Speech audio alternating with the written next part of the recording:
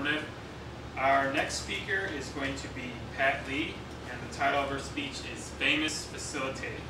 Please welcome Pat Lee.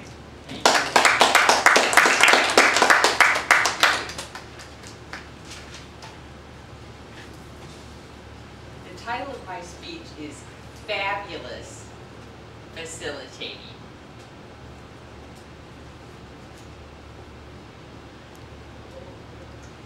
Fabulous facilitator, sing this song. Do dat, do dat.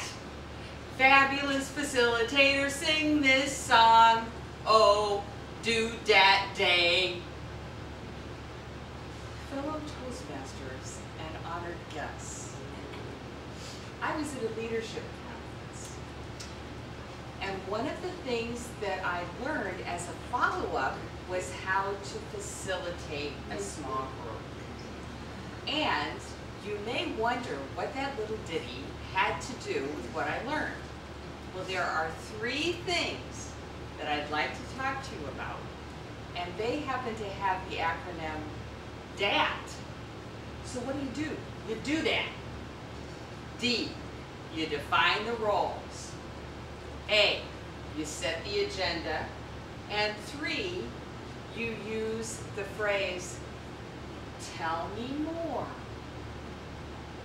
So, I'll give you an example of this. Starting out, defining the roles. In the groups that we were in, we had 3 people per group. There was a leader, a leadee, and an observer. When I was the leader,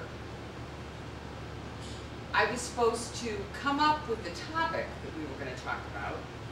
So I turned to the guy next to me who was bald with an earring and had a watch, and I said, your topic is jewelry. He said, I don't wear jewelry. I was like, what's that? So we got our little group lined up, and it's very hard for the observer to just observe. You can't say anything as an observer. As a leader, you're just supposed to initiate the topic and then solicit input from the person, from the leadee. So as leader, it was my role to turn to him and say, tell me more about your jewelry. What happened was the most amazing thing. This guy came forward with the story about this watch. He had not been a good student, and he went to college after having been encouraged, and he graduated, and his best friend, who happened to be a girl, gave him this expensive watch, which he doesn't consider jewelry, by the way. It had all these little trick parts to it. He opened it up and he said, I used to have a picture in there, but I'm mad at her right now, so she's not in there. But we had this most amazing talk about how he hates jewelry, he never wants to wear jewelry, he's a man after all, and he wears this because it's a symbol to him. He wasn't good at school, but he pushed himself to do it, and by golly, he graduated. And somebody recognized that, and he has this reward on his wrist. Amazing connection, all because I said, tell me more.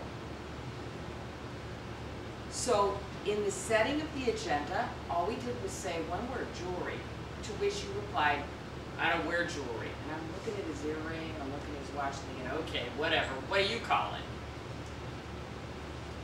What I learned from that is, how often is it that we actually turn to somebody and say we know something about them, like with Eddie.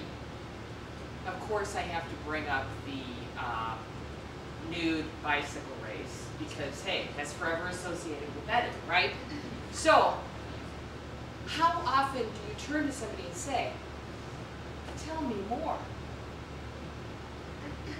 And get a response. Do it.